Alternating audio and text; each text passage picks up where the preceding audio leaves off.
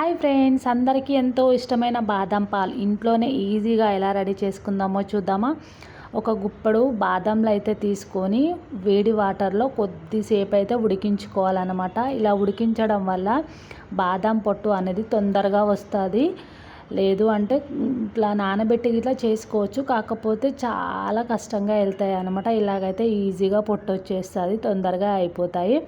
Just అవి ఒక ఒక 2-3 నిమిషాలు ఉడికిన తర్వాత ఇట్లా పొట్టును ఇట్లా నొక్కితే వచ్చేస్తుంది అనమాట. ఇక అన్ని పొట్టు తీసేసుకోవాలి. ఇలాగా అన్నీ తీసేసుకొని మిక్సీ పట్టుకోవాలి. బాదంలో కొంచెం పచ్చిపాలు వేసేసుకొని మిక్సీ మొత్తం పేస్ట్ చేసుకోవాలి.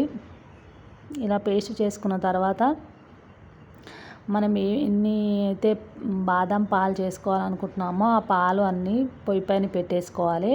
అందులో మీగడ ఉంటుంది కదా, అదంతా కరిగేలాగా కలుపుకుంటూ తిప్పుకోవాలి. మామూలుగా నేను పొద్దున వేడి చేశాను ఈ పాలు. మీ దగ్గర ఫ్రెష్ పాలు ఉంటే కూడా మంచిగా మరిగే వరకు మరిగించండి. మంచిగా మరిగిన తర్వాత తగినంత షుగర్కు, ఎవరికి టేస్ట్కు తగ్గట్టు వాళ్ళు షుగర్ అయితే యాడ్ చేసుకోవాలి. కొంచెం ఎక్కువ స్వీట్ తినేవాళ్ళు కొంచెం స్వీట్ ఎక్కువ, తక్కువ తినేవాళ్ళు తక్కువ, మీడియం తినేవాళ్ళు మీడియం చూసుకొని వేసుకోవాలి.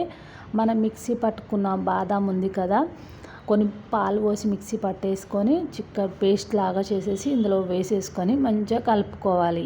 చిక్కగా దగ్గర పడే వరకు కొంచెం దగ్గర పడిన తర్వాత ఇందులోనే లైట్గా పసుపు వేసుకోవాలి. ఫుడ్ కలర్ వేసుకోవచ్చు. ఫుడ్ కలర్ ఎందుకు అనుకున్న వాళ్ళు పసుపు వేసుకోవచ్చు అనమాట. పసుపు అయితే హెల్త్కి మంచిది కదా, ఫుడ్ కలర్ ఎందుకు, మనం ఇంట్లోనే అన్నీ మంచిగా చేసుకుంటే మంచిది అనేసి అయితే నేనైతే ఫుడ్ కలర్ ఎందులో వేయను. కలర్ కోసమే కదా పసుపు వేసేసాను. సేమ్ అలానే ఉంటుంది.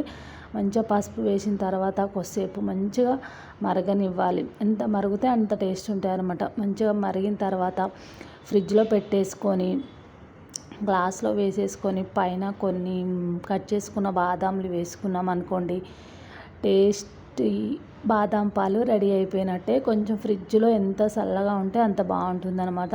అలా పెట్టుకొని తీసుకున్న తర్వాత చూసుకోండి, బాదం కట్ చేసి వేస్తున్నాను కదా, సూపర్ ఉంటుంది టేస్ట్.